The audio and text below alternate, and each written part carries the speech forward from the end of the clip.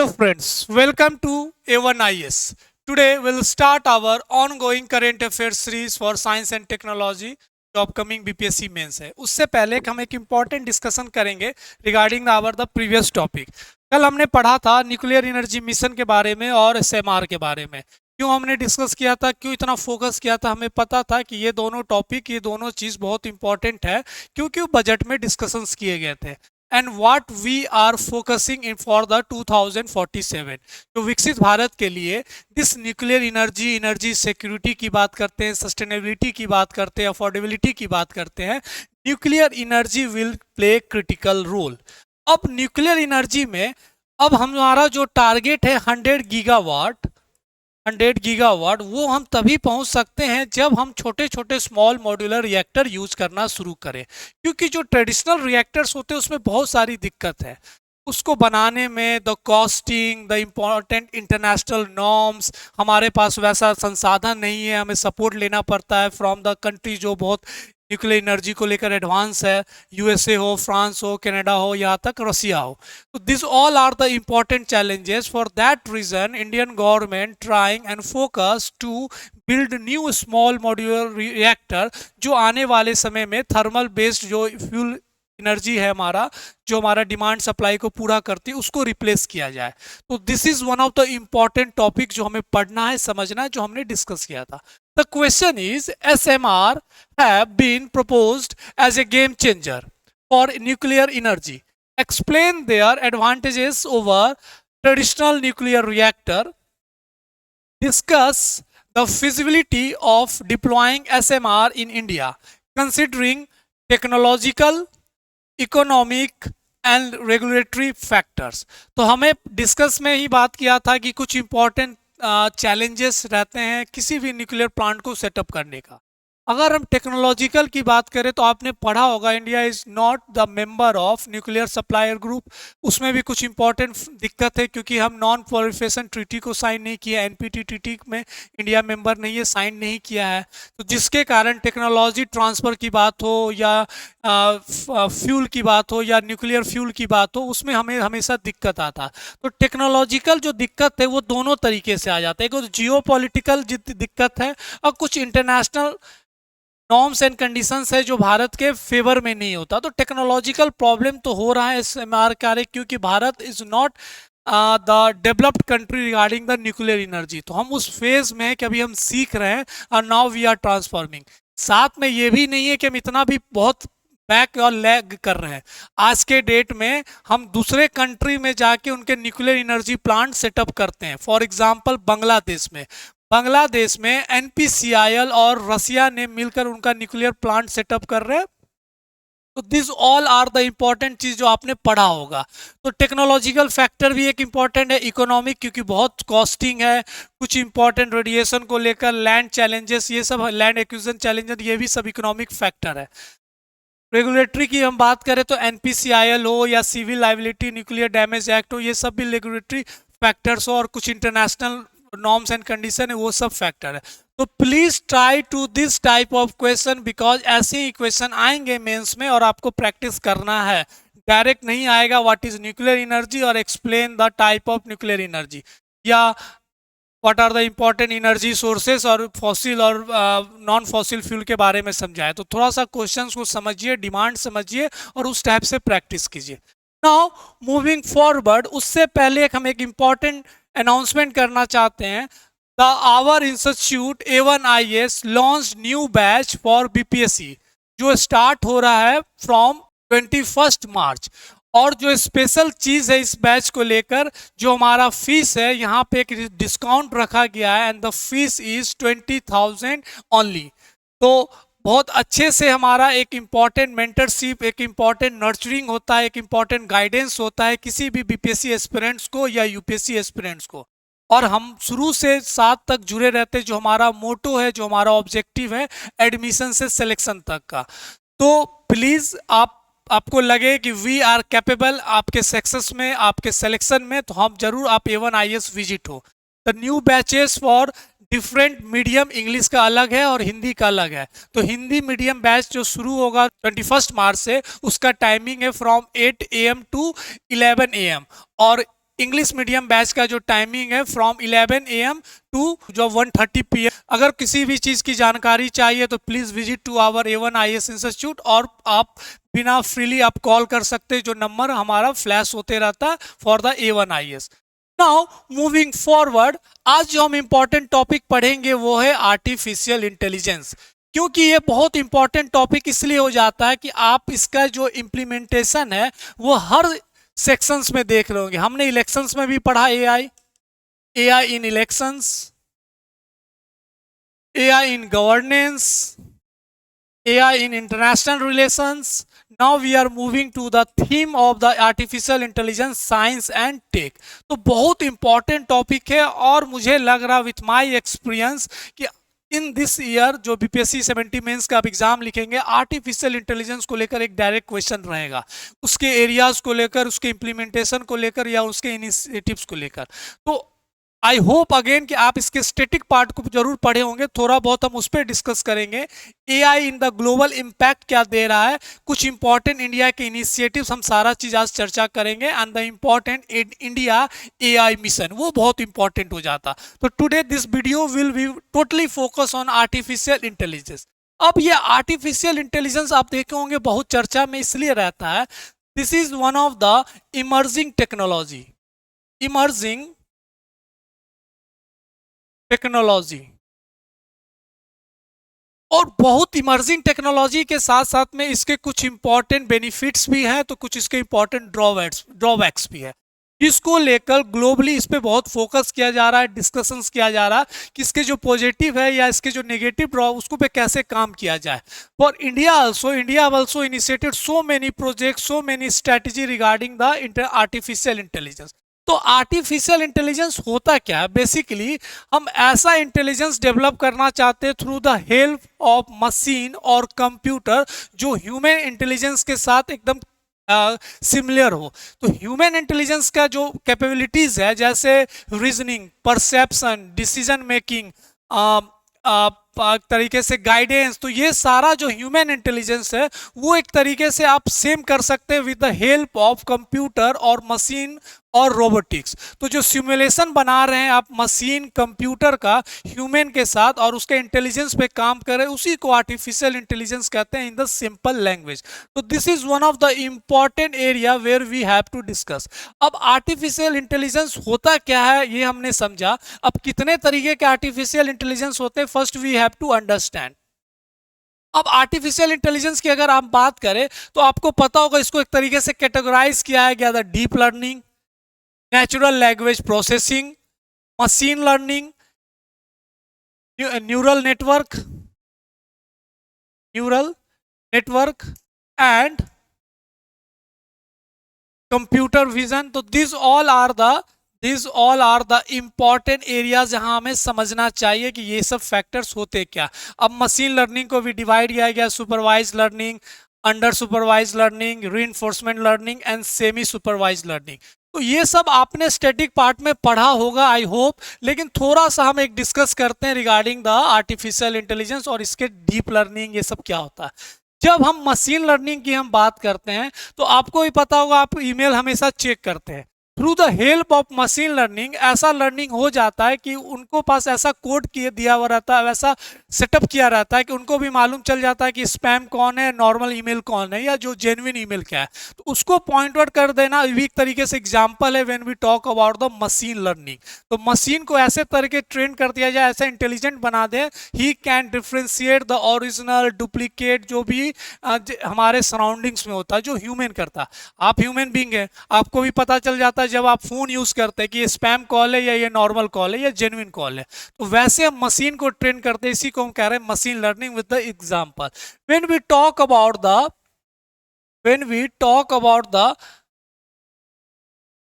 Natural language processing, तो हम अपने लैंग्वेज को ऐसा मशीन को और या कंप्यूटर को ऐसा ट्रेन करना चाहते हैं कि आने वाले समय में आप कोई भी इंस्ट्रक्शंस दे वो फॉलो कर दे। जैसे हमें कोई इंफॉर्मेशन प्रोवाइड करता है थ्रू द लैंग्वेज थ्रू, कि हमें बोला जाता है कि आप ये चीज़ करें, तो एक तरीके से आप उसको कोई बोल रहे हैं, एक कमांड दे रहे हैं, वो कमांड को हम फॉलो करते हैं। तो थ्रू दिस वी कैन, हम लोग ऐसा स्ट्रॉन्ग मशीन और कंप्यूटर बनाना चाहते हैं कि नेचुरल लैंग्वेज प्रोसेसिंग इन, जैसे आप हमेशा डेली लाइफ में यूज़ करते हैं Alexa, Siri, this all are the, और इलेक्शंस में भी हमने इस पर डिस्कस किया था भाषिनी ऐप, भाषिनी ऐप। तो this all are the important tools of artificial intelligence, deep learning, machine learning, language. Neural network क्या होता है, जैसे ब्रेन में एक स्ट्रक्चर है न्यूरॉन का जो कमांड एंड कोऑर्डिनेट करता है for the important human activities, कोई डीप रीजनिंग हो या कोई डिसीजन मेकिंग हो, परसेप्शन बनाना हो, लर्निंग का हो, तो वहां पे हमारा जो न्यूरॉन स्ट्रक्चर है माइंड में वो काम करती है। तो हम ऐसा कुछ कोडिंग का स्ट्रक्चर बना रहे हैं इन द मशीन और कंप्यूटर रोबोट, जो वो काम जो हमारा ब्रेन कर रहा है वो काम हमारा ये न्यूरल नेटवर्क करेगा आने वाले समय में। तो this all are the important significance of artificial intelligence. ये सब पॉइंट्स आपको पता होना चाहिए और याद होना चाहिए when the questions come regarding the artificial intelligence. Now moving forward, अब आप समझिए कि कितने तरीके के आर्टिफिशियल इंटेलिजेंस के टाइप्स होते हैं।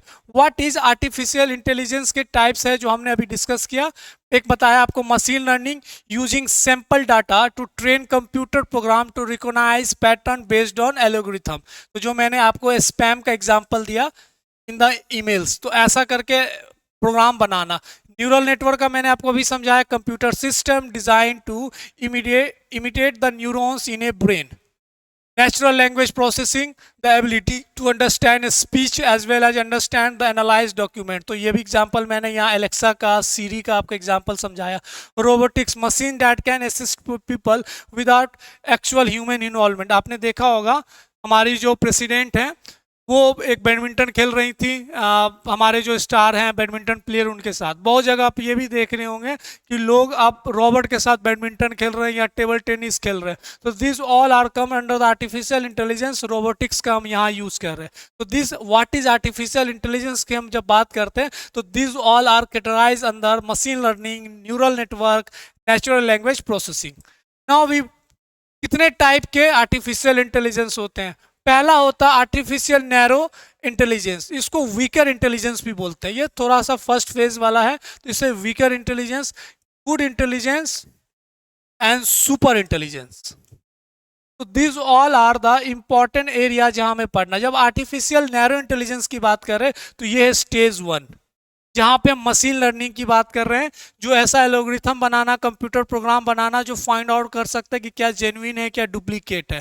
तो मैंने specialise in one area, one solve one problem, one area one problem. तो एक वीक तरीके का एक इनिशियल फेज में, जैसे आपने सीरी एलेक्सा को बोला कि स्विच ऑन योर फैन, आपने एक कमांड दिया, वो एक कमांड प्रूव किया गया। अगर आपको बंद करना है, जैसे आपको पता है होना चाहिए कि हमको आधे घंटे के बाद हमको बंद होना है, आपके माइंड में ऐसा चीज़ चलता है कि हम आधे घंटे के लिए फ़ैन एसी चलाते हैं, तो आधा घंटा के बाद आपको उठना पड़ता है, तो लेकिन ये फिर कमांड देना पड़ेगा। तो इस फर्स्ट स्टेज का है जिसे नैरो और वीकर इंटेलिजेंस बोलते हैं। जब हम सेकेंड फेज में आते हैं तो ऐसा मशीन इंटेलिजेंस हम बनाना चाहते हैं, refers to a computer that smart as a human across the board, कि ह्यूमन जो भी मैक्सिमम ऑफ द काम अपने डिसीजन मेकिंग या कैपेबिलिटीज को है उसको एक तरीके से सॉर्ट आउट कर दे थ्रू दिस आर्टिफिशियल इंटेलिजेंस। तो ये एक इंपॉर्टेंट है जो नेक्स्ट फेज में है, स्टेज 2 में।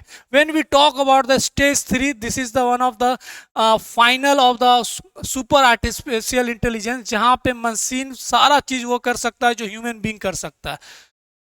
AI intellect that is much smarter than the best of human beings। आप ये बोल सकते हैं कि ह्यूमन बीइंग से भी ऊपर निकल जाए। These all are the important types when we talk about the artificial intelligence। तो ये सब बेसिक चीज है जो आपको पता होना चाहिए। When we talk about the exponential arc of artificial intelligence, तो हमें पता होना चाहिए।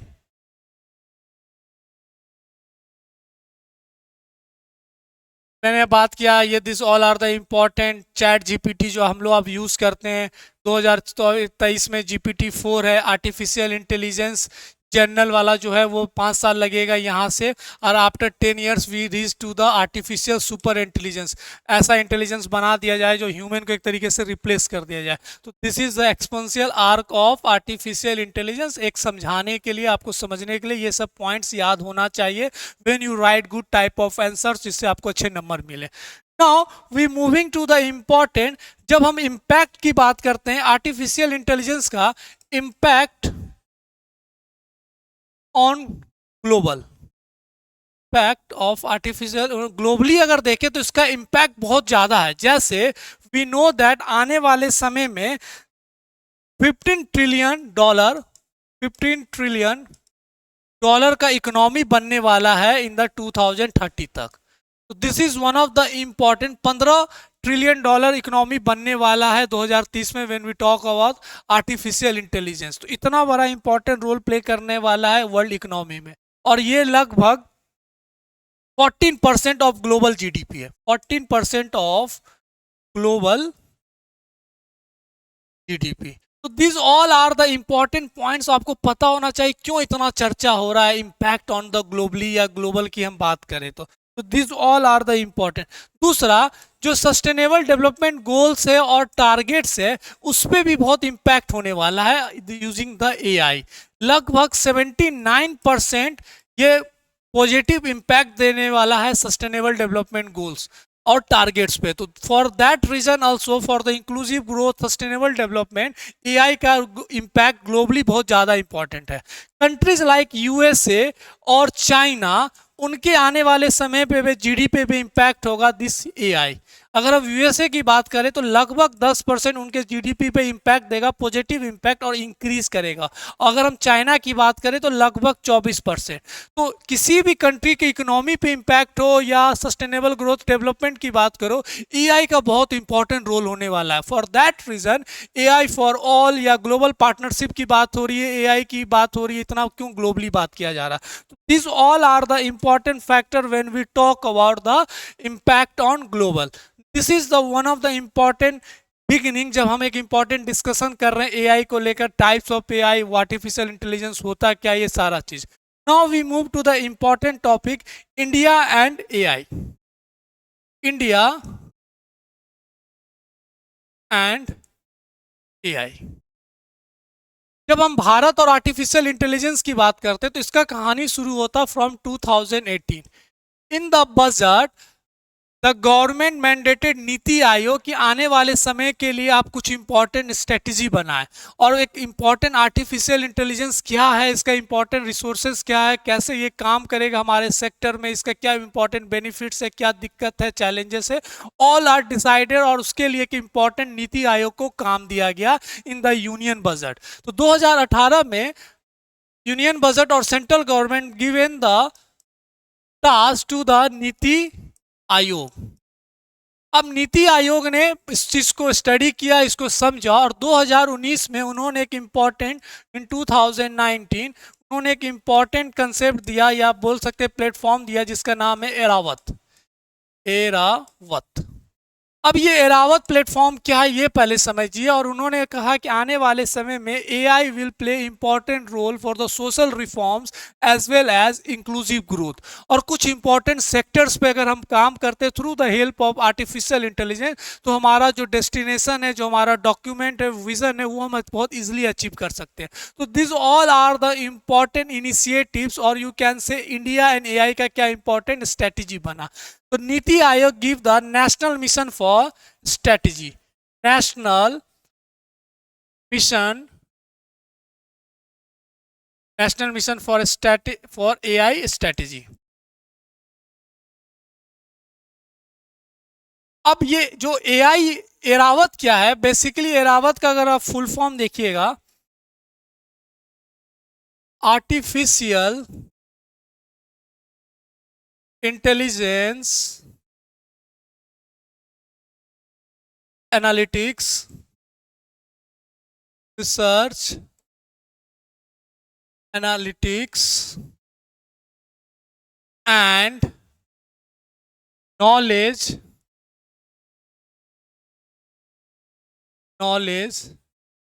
Assimilation assimilation platform. So this is the full form of Eravat. AI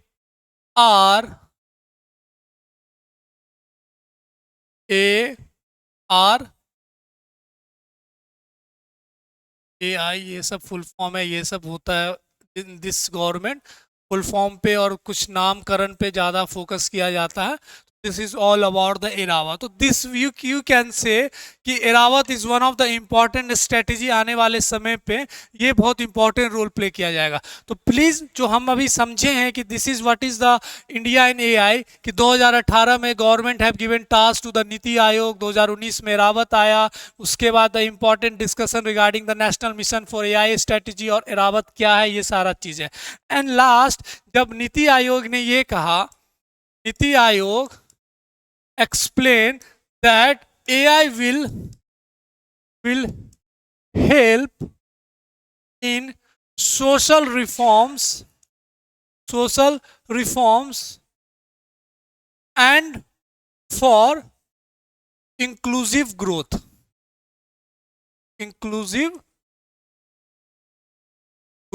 अब एआई को लेकर इन्होंने, नीति आयोग ने ये सारा पॉइंट्स बोला था, उसके में सबसे जो इंपॉर्टेंट पॉइंट बताया गया कि हम एआई का कहां कहां पे यूज करेंगे। तो एआई का जो यूज होगा तो इंपॉर्टेंट सेक्टर्स जैसे एग्रीकल्चर,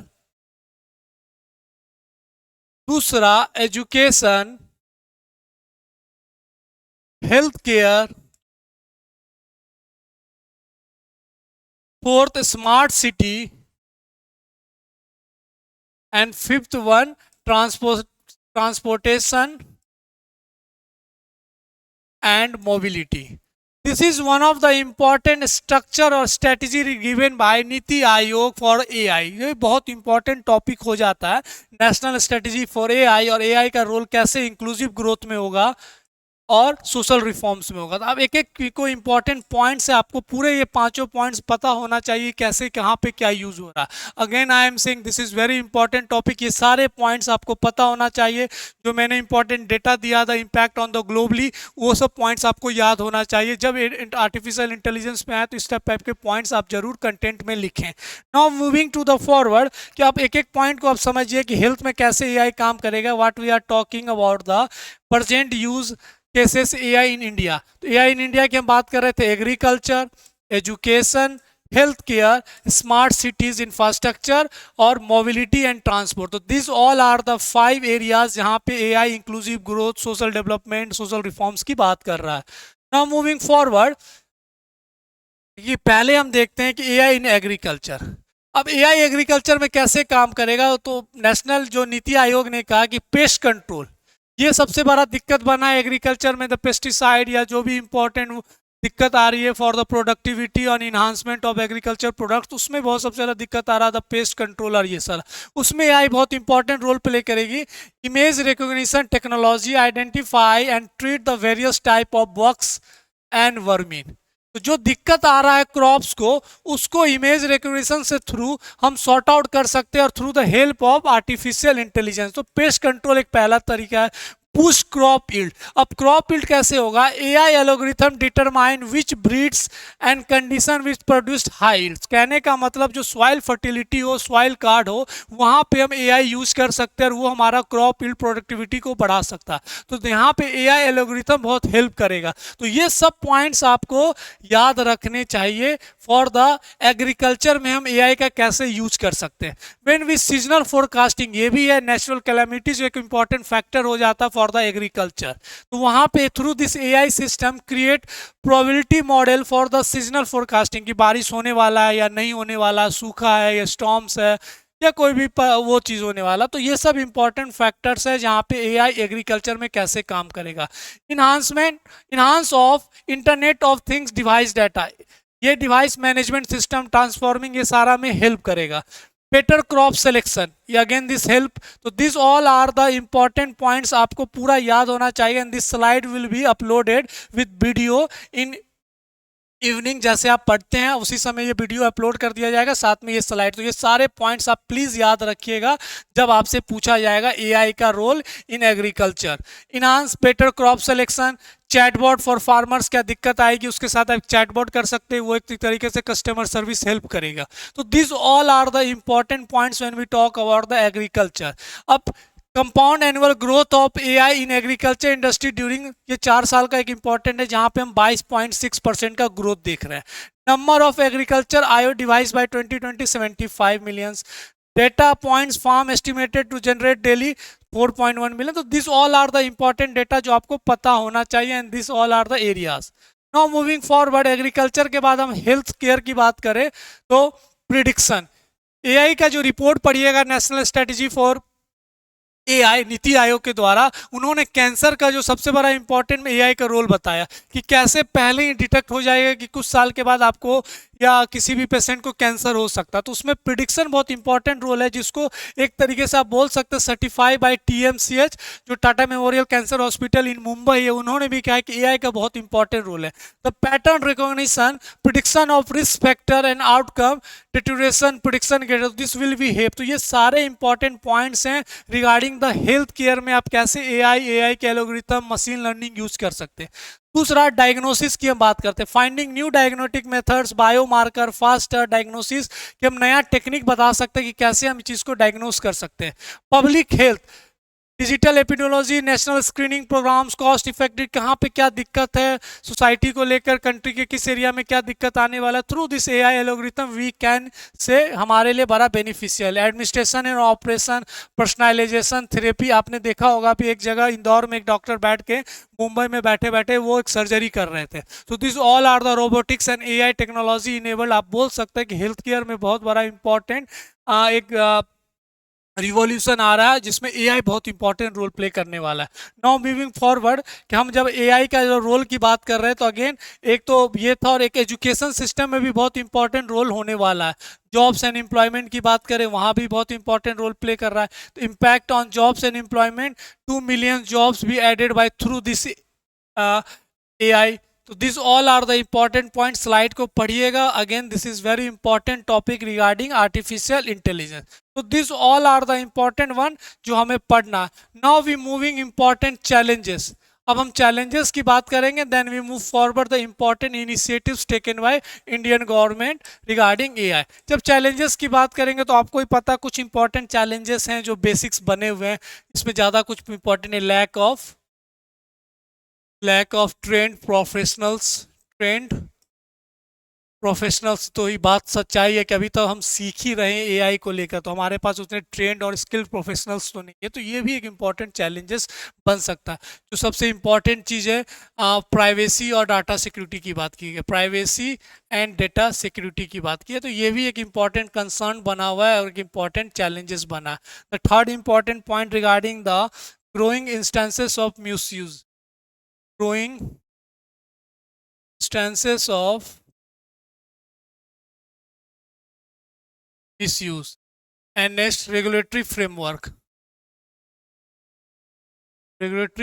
कोई स्टीन और स्ट्रॉन्ग फ्रेमवर्क नहीं है कि how we manage the AI और एआई का यूज को लेकर। तो this all are the important challenges. Impact on jobs, ऐसा माना जा रहा है कि आने वाले समय में बहुत सारे जॉब्स विल बी, ये जो सिमुलेशन बनाया गया है from the computer machine learning, जो ह्यूमन का सारा काम कर दे, तो हो सकता है जॉब भी जाएगा। तो this all are the important challenges. हम जब ग्रोइंग मिसयूज की बात करेंगे तो हम इलेक्शंस में ही पढ़े थे डीप फेक, कैसे डीप फेक में मिस इन्फॉर्मेशन और डिसइन्फॉर्मेशन यूज किया गया था थ्रू एआई। तो this all are the important challenges regarding AI जो हमें समझना चाहिए। Now moving to the next important topic regarding India initiatives or government initiatives regarding this, government initiatives। इसमें जो सबसे इंपॉर्टेंट इनिशिएटिव्स है, सबसे इंपॉर्टेंट पहला India AI mission, India AI mission, ये बहुत इंपॉर्टेंट है। ये डायरेक्ट आ सकता है रिगार्डिंग इंडिया एआई मिशन को लेकर, या आपको पॉइंट्स पता होना चाहिए। दूसरा global AI partnership, third AI for all, युवा AI, USA and India sign a important partnership regarding the AI. तो USA AI partnership, these all are the important point जो आपको पता होना चाहिए. Last one is the Airavat.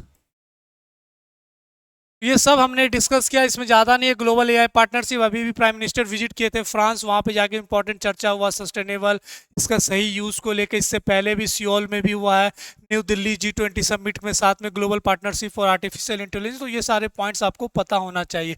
AI for all the important, this is very important जो हमें चर्चा करना regarding the India AI mission. ये अभी बहुत न्यूज़ में भी रहा था, इसलिए हम इसको एक अलग टॉपिक बना के डिस्कस कर रहे हैं. And this is very important. जब हम इंडिया AI मिशन की बात करते हैं, this important initiative taken by government, cabinet approves comprehensive national level India AI mission. एक बजट दिया गया 10,000 करोड़ रुपया का कि AI पे आने वाले समय पे हमें काम करना, AI for all national strategy, ये सारा चीज़ को, जिसको नाम रखा गया India AI mission. The mission aims to establish a comprehensive ecosystem. तो ये एक इंपॉर्टेंट पॉइंट्स है जिसको कहा गया कि आने वाले समय में पब्लिक एंड प्राइवेट सेक्टर्स का यूज होना. तो this all are the important points. Please go through this slide जो आपको अपलोड किया जाएगा फ्रॉम द A1IS.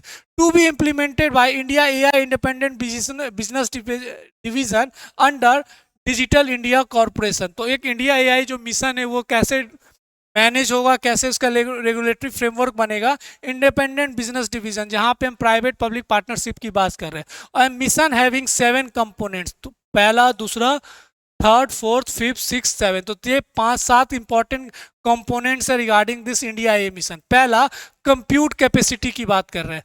जब हम इंपॉर्टेंट पब्लिक प्राइवेट पार्टनरशिप की बात करें तो हम ऐसा एक कैपेसिटी बनाना चाहते हैं जो हमारा पूरा एल्गोरिथम डेटा का एक इंपॉर्टेंट क्लाउड सिस्टम बना रहा है. Innovation, India's innovation centre. जब हम स्टार्टअप कंपनीज के आने की बात करें तो इंडिया इनोवेशन को लेकर आगे बढ़ने की बात की गई है.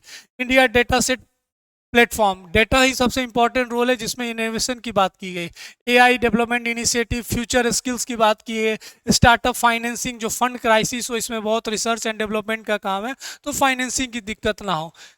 सेफ एंड ट्रस्टेड, जो प्राइवेसी और सिक्योरिटी के इंपॉर्टेंट चैलेंजेस बना हुआ, उसको लेकर चर्चा है. तो ऑल 7 कंपोनेंट्स आपको नाम पता होना चाहिए. When this type of questions अगर आएगा तो आपको लिखना है. तो AI is very very important topic. हमने सारे सराउंडिंग्स टॉपिक कवर किए AI को लेकर, और आपने कुछ पार्ट स्टैटिक में भी पढ़ा होगा, कुछ इसके इवोल्यूशंस पढ़े होंगे from the 1950s, Turing test को लेकर कैसे ग्रो हुआ. लेकिन AI का बहुत इंपॉर्टेंट सिग्निफिकेंस है द इंपॉर्टेंट 5 सेक्टर जो हमने अभी डिस्कस किया, health, agriculture, education and mobilities और स्मार्ट सिटीज़ में. तो this all are the important area जो हमें पढ़ना है. नेक्स्ट क्लास में कुछ इंपॉर्टेंट टॉपिक्स हैं साइंस एंड टेक्नोलॉजी के, वो will discuss and this slide will be uploaded, video के साथ अपलोड होगा. अगेन आई एम होपिंग कि आप क्वेश्चंस लिख रहे होंगे जो मैं यहाँ पे डिस्कस करता हूँ आपको देता हूँ.